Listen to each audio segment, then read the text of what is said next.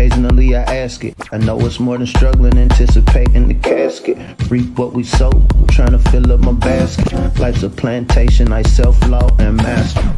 Over the plot, I've been granted on this planet. Now it's slanted, cause the chosen been supplanted. But if you overstand it, it was spoken. Fractured, but we ain't broken. Even though some would rather play the role of token, we growing. Black through the essence of a presence. We carry the blood of gods, we carry the mind of peasants. Rich black gardens, future look more like Eden. Multiply seeds like the seed banks in Sweden. Rep my planners on plan according to season. Be one code, switching it up is treason. Black power, family what we eat. Either we get fed or we feed. Be one thing. What's growing on? What is growing on? What is growing on? Welcome back to B1 Ag. I'm John Henry Harris. We also have Farmer Brown, the MC. Here at B1 Ag, we focus on agricultural production, marketing, health, food, nutrition, all for the Black family and for the Black community. Welcome back.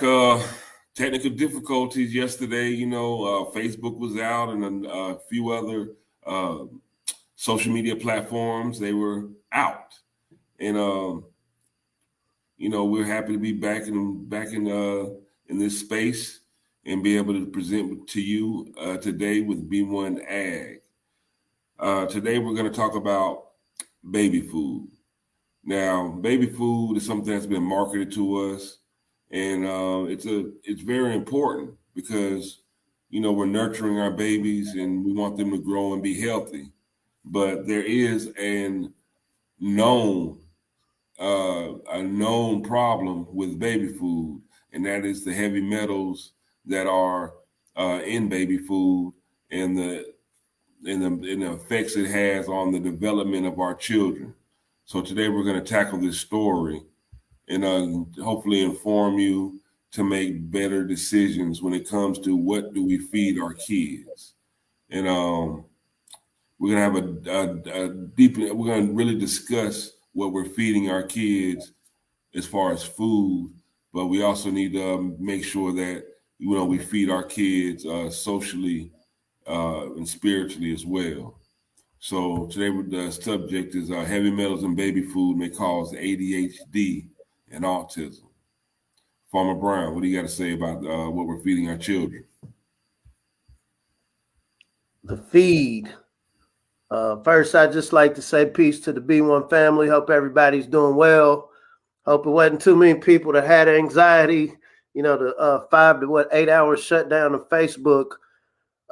This is a deep topic. I think today we're going to have a lot of metaphors that are pretty much literal when we think about this concept of the feed, especially when it comes to our babies, the young ones.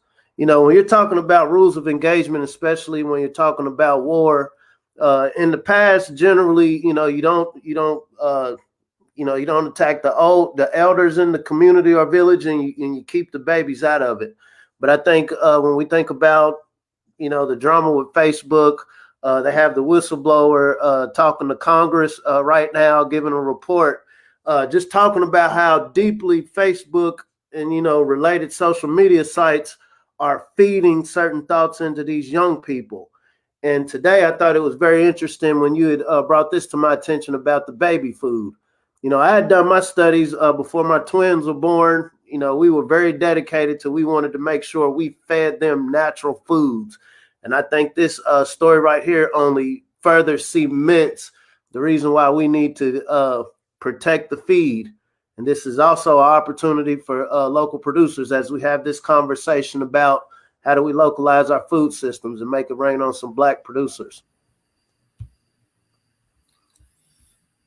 Now, there was a subcommittee on Economic and Consumer Policy Committee on Oversight. They actually did a study about the baby foods, and their findings were pretty unnerving, to say the least. 4 of America's biggest manufacturers of baby foods have been selling products that contain high levels of toxic heavy metals that their report found. Now, the 4 companies were Nurture, They sell Happy Family Organics and Happy Baby products. Beech Nut, Hain, which also sells Earth's Best Organic, and the biggest one of them all, Gerber. They all agreed to the subcommittee's request to be studied. However, Walmart, Campbell, Sprout Organic Foods, they declined to be a part of this investigation. But what the consumer advocacy group did find was that 95% of the 168 commercial baby foods tested contain toxic heavy metals, including lead, arsenic, mercury, and cadmium. 1 in 4, that's 25%, of the products contain all 4 of these metals, of these deadly heavy metals. And the problem with these metals is that they're linked to behavioral disorders, ADHD, and also autism. And when we look at the Black community, Black children aged 3 to 17 years old are more likely to have been diagnosed with ADHD or a learning disability, which is 16.9%, compared to white children at 14.7% and Hispanic children at 11.9%. So again, a lot of these issues that we find our children going through is linked directly to food, at least one of the links. These toxic metals, they're also found in pollution. So if you're living in a polluted area or, a disparaged area, you're also more likely to be exposed to these heavy metals as well. If you want to put this into perspective, so we have this B1 Ag conversation to try to contextualize for the melanated family the implications of not only our diets, but how the food that we eat has every bit of an effect on our behavior, on our ability to perform, on especially with our children, their ability to learn. The best metaphor, and it's just so ironic that all of this happened today with the social media when we talk about this concept of feed. It's affecting children's mind. The whistleblower came out. A lot of the young ladies, especially in our community, have these body shaming issues that is stoked by this social media. And it's not accidental. It's not, this just happens to be a result. As this person is giving her testimony, you realize that profit is what is driving these algorithms. Here at B1 Ag, we're trying to push this algorithm, this Black algorithm. Really taking the same play that we see, and I'm going to say nefarious entities are doing not only with social media, but with this baby food. Why does baby food have all of this metal in it? Do you got scientists that's sitting in a laboratory just saying, yeah, we're going to put all of these metals and make it toxic for these babies? I doubt that. I imagine there's a small percentage who, really about that life, but a lot of it is based on, I'm growing these apples in California. I'm growing these bananas, somewhere out west, and I'm going to ship them thousands of miles. Then I need to store them until it's processed into these cans, and then I need to preserve it. I need to preserve it so I can have it sit on the shelf. For all of these parents who's busy, don't have time to prepare their own food, or don't have a plug with a local producer to consume this. It takes on the same purpose in our lives as social media. A lot of times, many of us have so much going on, you don't have time to knock on everybody's door, call up everybody to see what's going on. And so it's very convenient. It's very convenient just to kind of scroll through and see what people have going on. But when we think about the food shelves at the grocery store, and I am going to tie this to my family because this is definitely something that triggered us early. By this time I had already gone through my ag courses, food safety and nutrition courses, and I already knew about the metal. I didn't know that it was that large of a percentage, but I understood, we have a choice. Just like with social media, we have a choice whether to push that button or scroll through. We have every choice in the world of what it is we're going to feed our kids. Now, I could go to this fresh produce section or go to the farmer's market or work with the farmer directly. And so, I mean, we're thinking about it's very basic foods that babies can eat in those early stages anyway. You know, obviously breast milk is the most healthy. With our kids, we gave them sweet potatoes, peas, spinach, apples, pears, bananas, and I canned all of it. Processed it, heat up your jars. And this is another workshop we'll go through at a later date. And you preserve it. And you have that baby food sitting right there. I know exactly what went into it. Didn't put no sugar, didn't put anything, and the babies loved it. Because the thing about with these babies, their taste palates, and I don't want to digress from what I'm saying, their taste palates are developed early on. If they're used to eating natural foods early, then it's not going to be something that's adverse to them later. But if they're started off with these unnatural chemicals, these unnatural ingredients that we see in a lot of these baby foods, then these become the kids that only eat chicken nuggets and hate carrots. These become the kids that, okay, I'll eat everything sweet and I'll detest everything healthy. All of this starts early. When we talk about this algorithm, it has to be programmed. And once again, people are going to make their money. This is what the social media sites have shown us. And evidently from this story, this is what we see that these baby food producers are showing us, that we're going to make our money. To make our money, to sell billions and billions of products of baby food around the world. Put this in perspective. Baby food, and this is as of 2021, is a $77.85 billion market. $77.85 billion market. Just like Facebook. Okay, yeah, I see the product that I'm selling you could have a deleterious effect on the end consumer. But if I realize that this end consumer is dependent upon this product I'm selling them, what is my immediate incentive to stop selling this to them? Because anybody that goes to a grocery store has a choice to walk, a couple of feet to the produce section or get a plug with a local farmer or go to a farmer's market. And so if they choose to get this off of the shelf, matter of fact, the FDA made us have to put all of these chemicals on here that we're putting into this baby food. And so the truth is hidden in plain sight. But, you're not going to tell me as a business owner of Gerber, of Natural Foods or Walmart that, hey, I'm going to stop getting this money because, it's hurting these kids. And you brought up the fact about melanated kids. And so there's other discussions to be had about ways that our kids end up getting diagnosed with ADHD, more recent when it comes to certain gene therapies. But I mean, this is as deep as baby food. It makes me think about Flint, Michigan. It makes me think about this concept of kicking the can down the road, benign neglect. I know this product, I know this service is affecting your community negatively, but as long as you're dependent upon me to provide this product or service to your community, and the only thing you can do is talk about it or get mad about it, what would be my incentive to stop? I think this is a deep conversation that the melanated family has to have yesterday. The war on our children, it starts with our children. The war starts on the children. The programming starts while they're children. The problem with these heavy metals, and this is from Tracy Woodruff, director of the program on reproductive health and environment at the University of California in San Francisco. She studies on how environmental chemicals affect early development.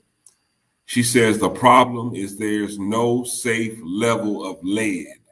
There's no safe level of arsenic. There's no safe level of mercury. There's no safe level of cadmium.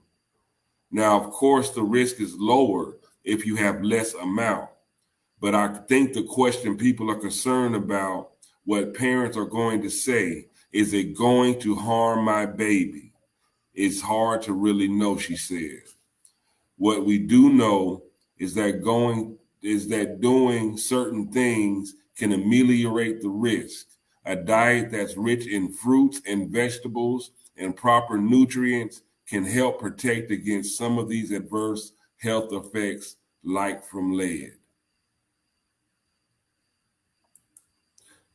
It's funny, everything that we talk about here at B1 Ag, all these different stories, different that seems so disconnected, it all boils down to natural fruits and vegetables. It's the answer. It's like the cure-all, natural fruits and vegetables. And we really need to pay attention to this. I know we've been marketed to, Gerber, because when you think of baby food, most of us, the first mind is that the Gerber baby. That's been imprinted, that's been laser printed into our brains and into our DNA. But why not just take a peach? And if you have to squish it up, why not take some blueberries and mash them? Why not take a banana and mash them? It's the same thing. As a matter of fact, it's better because you're not adding lead, arsenic that can come from, the manufacturing and packaging of this baby food. That's where a lot of these metals, how they enter into the baby food as well. Let's put this in perspective. And so, like I said, I know from experience with this one, it would literally take me about an hour and a half to make a week's worth of my twins' baby food. An hour and a half. This is peeling whatever fruits and vegetables, boiling it. You have to boil your cans, sterilize your cans, setting them up, you puree it. We had a little blender. Obviously, you want to always clean your blender. You don't want to mix foods. They used to have peas and carrot mix. I used to get dope with it. We actually had discussed coming up with a local baby food line. Maybe I'm giving too much game. Pears. Boil these pears, cut them down. You don't want to boil out the nutrients. So, the thing, it's a balance with everything. You don't want to boil out the nutrients because when you think about how these baby foods are created, they're losing a lot of the nutritional value of whatever it is that you're actually buying. And so this is why they would justify in their minds, okay, we'll add this metal for vitamins. We'll add this metal for some sort of nutrient or to stretch it. I didn't add butter. We did potatoes, sweet potatoes, peas, carrots, squash, spinach. I don't think we did any broccoli. And the kids ate it up. They had for one, they didn't have a choice. They couldn't talk, obviously. And they didn't know anything about what food is supposed to taste like. And so we were literally their first marketing and what good food is. And so to this day, my kids eat vegetables. Since they had started going to daycare, I noticed a difference in the types of foods they like. I have to put a little bit more effort when I try to feed them certain vegetables now than before they started going to daycare. And so this isn't to throw shade on the daycare workers, but once again, when we're thinking, absolute. When we think about everything being money driven, when we think about a lot of the decisions that are affecting our families specifically are being money driven. As at a daycare, can the average daycare afford to just have all locally grown natural food? Because it's going to hit you up a little bit more. You got dozens of kids that you might have a handful of people watching. Are they going to have time to, get up and create baby food and cook it there on site? Logistically speaking, no. But is this opportunity for parents who's concerned? Here at B1 Ag, we like to be very specific about solution-based. So I do know, like I said, I can create a week's worth of my baby's food in an hour and a half. This is with the regular stove. This is with you need about 2 different pots to boil your cans and then boil the actual vegetables, and you're going to need a blender. And then you need, obviously, your mason jars, and preferably the smaller ones. But what we did, because we had already started our agritourism company, we already had a network of farmers that we need some sweet potatoes. Hey, y'all got carrots? And so we were trying to be very codified. We didn't know no better. I think the best advice we got when we had kids was there's no perfect advice. And so all of this was, trial and error. And so this is why I can unequivocally say now, I know at least on this level it's possible, if nothing else. Maybe your garden isn't going to produce a year's worth of baby food, but definitely having a plug with local farmers, spending a little bit more time, spending a little bit more money in the produce section at the store will definitely have a longer positive impact when it comes to what you're introducing to these kids. The juices, I know with apple juice, I have my issues about arsenic. Like my kids, they haven't had apple juice yet. And I hate to be, I hate to be paranoid, and I see how parents become like parachute parents, and I try my best not to be that. But I realized, when we talk about the dope game has done a better job marketing our kids than the producer game. The same way applies to when we think about what are the healthiest ways that we can take care of our kids. We can feed our kids. We can educate our kids. And so when we think about this code, how do we get these young parents that we already see the instability with things are shutting down? We see supply chains disrupted. How do we make this a part of culture? Because everybody's not going to have a home ec class. I think I'm kind of telling my age. We used to have home economics. So many of us did learn how to cook, but we can't afford, how much time would it take to try to convince the schools now to interject home economics versus doing this on a communal level? Are we having some of the community influencers, doing their own grassroots home ec classes? Do we have some of the doulas, representing that, hey, along with, some of these workshops I'm doing, we're going to incorporate making your baby food? Do we have some of the local chefs? Are we creating extra bags for some of the local chefs and commissary kitchens to come together in groups and learn how to do this together? And these are all activities and we see it's a $77 billion industry. And so not only are you coming up with specific strategies that you can use where you're at to increase the health odds of the ones you care about, but these are also, viable entrepreneurial opportunities. How dope would it be if you, in each hood around the country, each area where you got a concentrated of melanated people, that you got a few dozen people who have time at home. Maybe they're socially distancing, and they're able to come together cooperatively and actually just create baby food co-ops. This isn't an unrealistic concept. And then come up with the logistical, sustainable way to distribute this to young mothers. Whether you're doing this through the schools, I would prefer that this be a community grassroots-based effort, but it is doable. And we see that, don't take our word for it. These people are coming telling you, no amount of metal is good.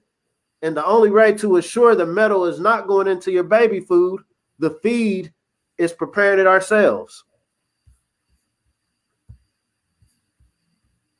Now here B1 Ag, we are solution-based. One may ask, how can I reduce my baby's exposure to toxic metals?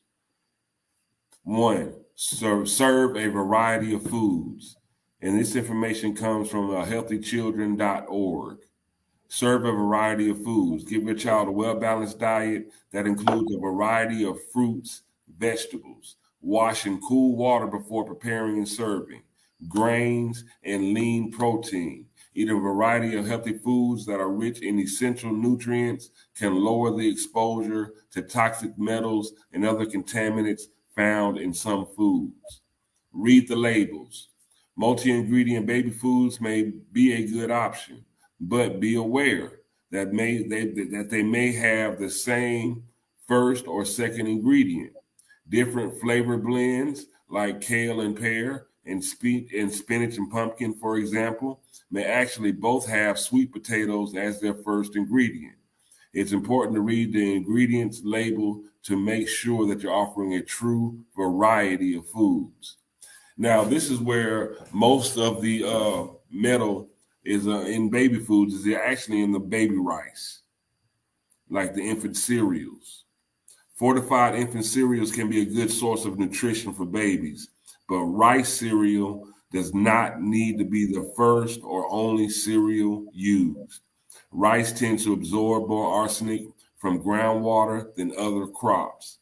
You can include a variety of grains in your baby's diet, including oat, barley, couscous, quinoa, farro, and bulgur.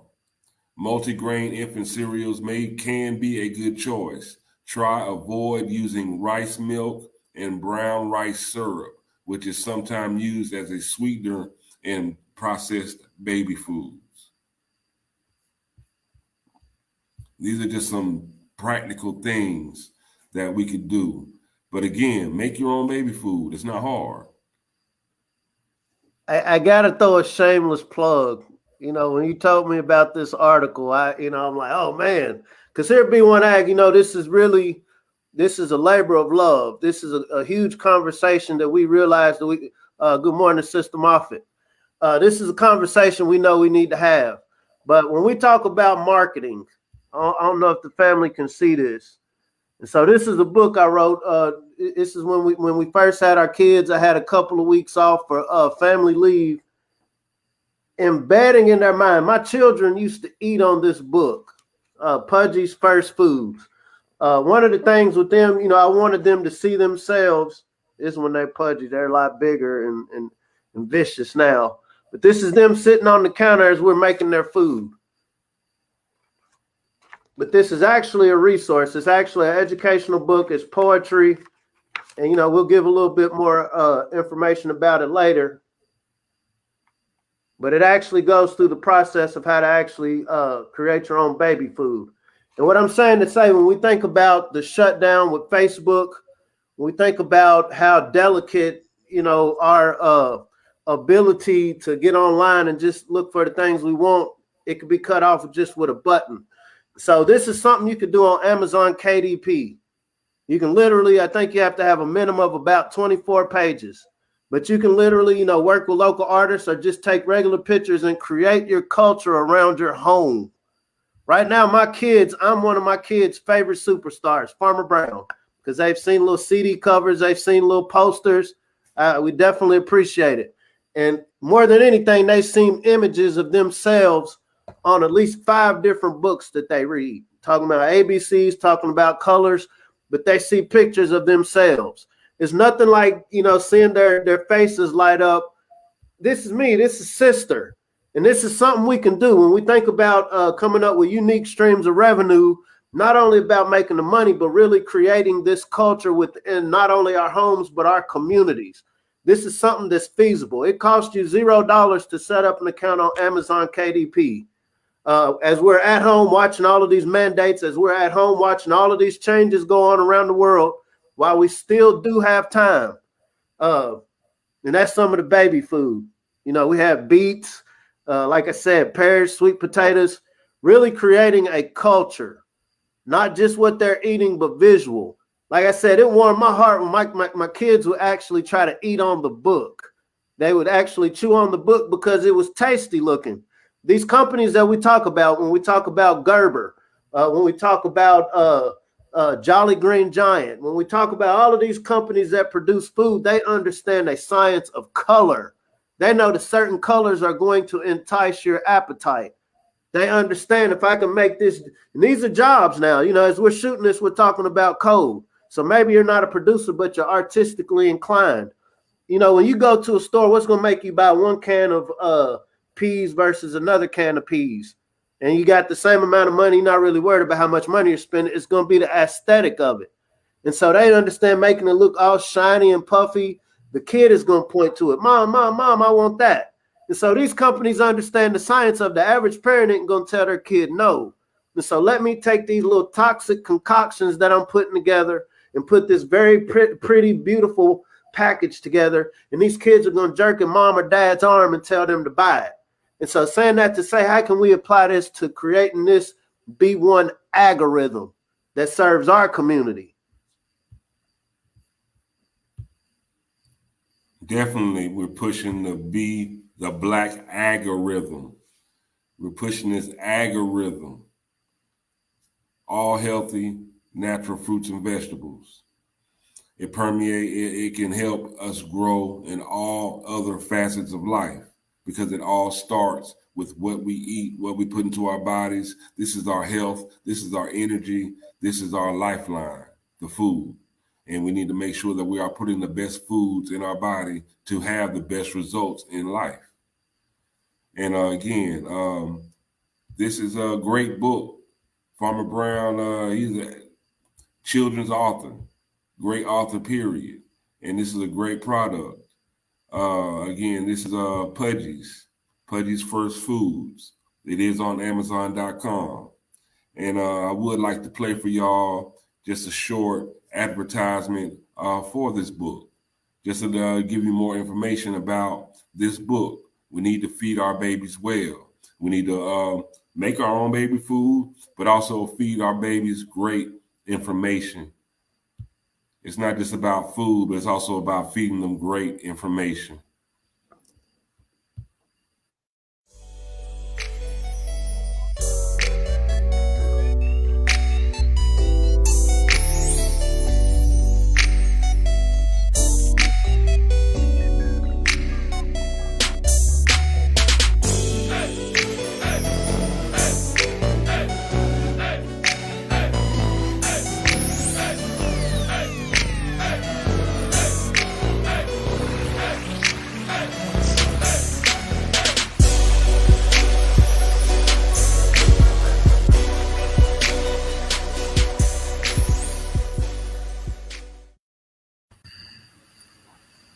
There it is, y'all. It's Amazon.com.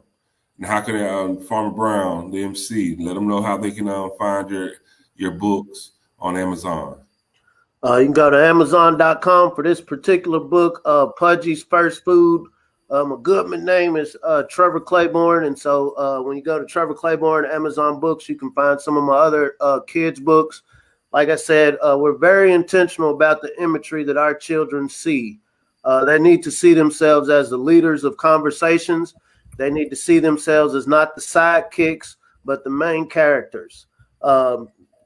Image is everything. And like I said, there's some things you can say with words, but before there was a such thing as an alphabet, our people resonated with symbols. Our people resonated with images. And so that's a big part of why we do what we do, even with this B1 Ag conversation. There's a lot of great authors, melanated authors right now putting out this content. And as we talk about how do we build this sustainable, not only present, but future, it's going to start with where our children see themselves within this space. And it's never too early to get our children seeing themselves as, I'm supposed to eat healthy. I'm supposed to be producing what it is that's healthy. I'm supposed to be an entrepreneur. I'm supposed to be earning and providing a product or service that feeds the world, specifically the melanated community first. And then the surplus we have, we sell to others. But all of this starts at home, and all of this starts with a seed. We've never had more reasons to focus on this, family. I think this Facebook shut down. I think this social media shut down. We have all of these writings on the wall telling us that it's time to take our destiny in our own hands. And there are very practical ways that we can do it. We have the All Black Convention coming up at the end of this month. I think this is a great opportunity if you're able to register. We're going to be going in a lot more detail. There's only so much we can talk about on these platforms, but I definitely encourage the family to register for the All Black Convention down in Orlando. Me and Bruh's going to be down there dropping some of this ag cloth, really looking at some solutions. Because I don't know about you, but I'm sick about talking. I'm sick of talking about the problems because I see nothing but opportunity, family. And a great opportunity it is. I mean, think about how great the opportunity is to just reclaim your life, reclaim control over your own destiny, steer your own ship, whip your own whip. You feel me? Do it yourself. That's what we're put here to do it ourselves. We've been marketed and tricked into letting them do it for us. And then a lot of us don't even know that we've given them that power to do it for us. And we can actually do it for ourselves.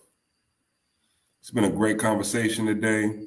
I hope the B1 Ag family has been able to really see the complexities of this baby food, what we feed our children, and the problems that lend to solutions that we can actually improve our entire situation with our children.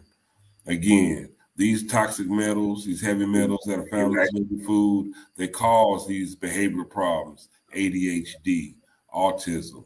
The less they eat of that, the less chances they have of having these conditions placed on them. Again, this isn't the only cause, but there is no safe levels of lead, cadmium, arsenic. So let's keep that away from our kids. Let's keep that away from us, period. Because this saying, it's not just in baby foods. It's not just in baby foods. We need to make sure that we are eating well too, so we can care for our kids better. You can also learn how to grow your own food at healthyblackfood.com. Go to healthyblackfood.com, sign up, teach how to grow your own food. It's a wonderful program. You can watch this with your kids, with your older kids, and make this a family. Just make this a family affair. Start a family garden, start a community garden. Start at your church. If your church has land, get with your preacher, your congregation, and y'all start your own garden at church. Most churches, they have food banks anyway. and you do they help serve food. Stock your own food banks with your own gardens. We really need to get practical and put in the action, get to work to solve some of these problems, because they're not going to help us. They're not going to help us. Practice makes perfect. We gardens aren't cute little activities. They do take work. And so to not be overwhelmed in spring and summer 2022, 2021 is the perfect time to just start on your balcony. Start in a little corner in your kitchen or a little corner in your house, and depending on the region you live in the backyard. It does take work. You got to water it. You got to weed it. Depending if you're going in the ground, you're going to have to, break the ground. You're going to have to you're going to have to apply some sort of effort. But saying that to say, the sooner that you can just plant your mind around, okay, here's what I want to get, and here are the things I need to do it. Like he said, this becomes a family activity. I could tell you all day, but you'll learn it a lot more by just trying your hand at it yourself and being prepared for whatever may happen. This isn't a chicken little skies falling situation. If I'm to give my honest opinion, I think the family's winning, and they're using marketing to make the family feel like they're losing. But saying that to say, how many of us believe that? But one thing you can't go wrong is knowing how to produce your own food, knowing what real food looks like, knowing what goes into producing real food. This baby food isn't cool.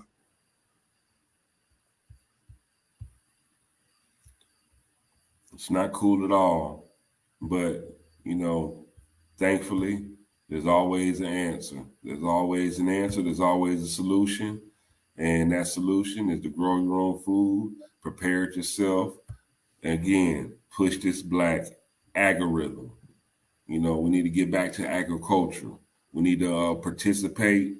We need to make sure that we have a significant number of our melanated children going into these fields, experiencing this firsthand practical knowledge, hands-on knowledge of how to grow their own food and how the food system works, and strengthening that food system to make sure that we are all food secure. So that's why we always say, when it all boils down, like I said, it all comes down to growing and eating and really partaking of natural fruits and vegetables. So if you really want to know something, B1 Ag family, Farmer Brown, what do they need to do? What do we all want to know something? Let's protect the babies. Protect the babies. And learn how to grow something. There it is. B1 Ag family, I'd like to thank you again for tuning in. Like, share, subscribe. Let's grow this conversation. Like, share, subscribe. Subscribe to B1 Ag Daily Bread Podcast on YouTube. You can check us out on the blackbosschannel.com. And let's grow this conversation. Let's grow this conversation. Let's push the Black algorithm. We're fighting against the algorithm, but let's push the Black algorithm. Until next time, B1 Ag family, I'm John Henry Harris. We have Farmer Brown, the MC. Get that book, Amazon.com, Pudgy's First Foods. Pudgy's First Foods. Let's feed our children well. Let's feed our children well. Till next time, we out.